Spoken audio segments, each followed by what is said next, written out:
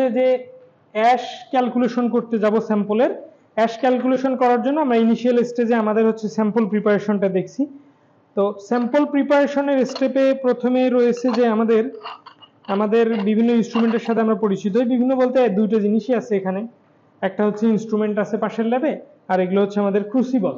হ্যাঁ, এই ক্রুসিবলগুলোর ভিতরে আমরা স্যাম্পল রাখবো, তারপর মেশিনে প্লেস করব।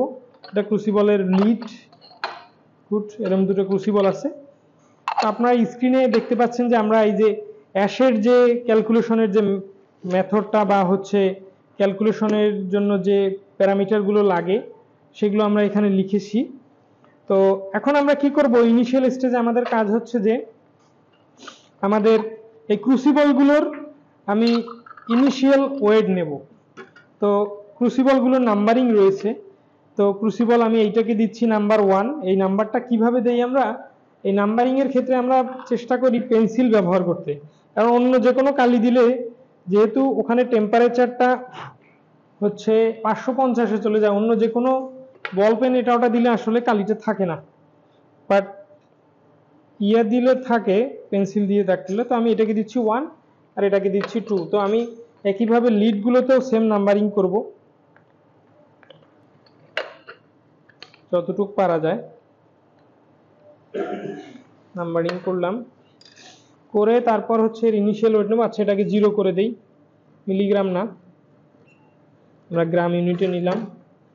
আচ্ছা, এটাকে নিচ্ছি, আমাদের যে ক্রুসিবল 1 এর ইনিশিয়াল ওয়েট হচ্ছে 94.4403। আচ্ছা, আর ক্রুসিবল 2 এর এবার, সরি এটা লাগানো উচিত ছিল আমাদের অবশ্যই, ওকে খুলে দিলাম, একই ওয়েট দেখাচ্ছে। তারপর ক্রুসিবল 2টা নেব আমরা, আবার এটা লাগিয়ে দিলাম 1034732। ওকে, এবার আমরা ক্রুসিবল 1-এ যেটা করব যে এটাকে আবার প্লেস করলাম, প্লেস করে আমি এই ওয়েটটাকে টার করে নিব। অপেক্ষা করি, টার হয়ে গেলে এবার আমরা এখানে স্যাম্পল প্লেস করব। স্যাম্পল আমরা এখানে কতটুকু প্লেস করব, এখানে ওই আমরা বেশি প্লেস করি না, চেষ্টা করি যে এই 1 গ্রাম, ম্যাক্সিমাম 1 গ্রামের মতো প্লেস করতে, বাট 1 গ্রাম না হলেও হয়, বেশি প্লেস করি না আসলে। 500 মিলিগ্রাম 300 মিলিগ্রাম এই দিকে এরিয়াতে থাকলেই বেটার। আমি একটু কম নিয়েছি, দেখি প্লেস করে দেখি কতটুকু এসেছে। তো আসলে এটা 1 গ্রামই হয়ে গিয়েছে, তো আমরা নেই। তো আমার এটা হচ্ছে ফিশ মিল স্যাম্পল ওয়েটের কলামে আমি লিখছি 1.0600, না লিখলেও হতো। ওকে, তারপর জাস্ট লিডটা ক্লোজ করে দিব।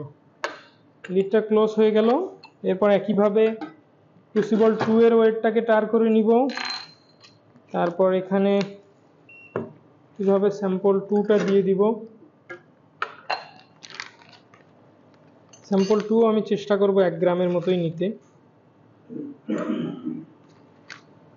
দেখি 1 গ্রাম হয়েছে কিনা। 1 গ্রামের বেশি হয়ে গিয়েছে, সমস্যা নেই। এটা হচ্ছে 1 পয়েন্ট, আচ্ছা কাছাকাছি অ্যামাউন্টেই নেই, দুটোর একটু কমিয়ে ফেললাম। তো 1.5 স্টিল নাও।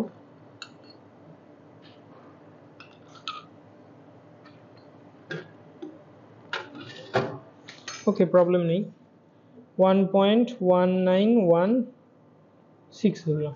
ওকে, গুড। তারপর আমরা ঢাকনাটা লাগিয়ে নিলাম।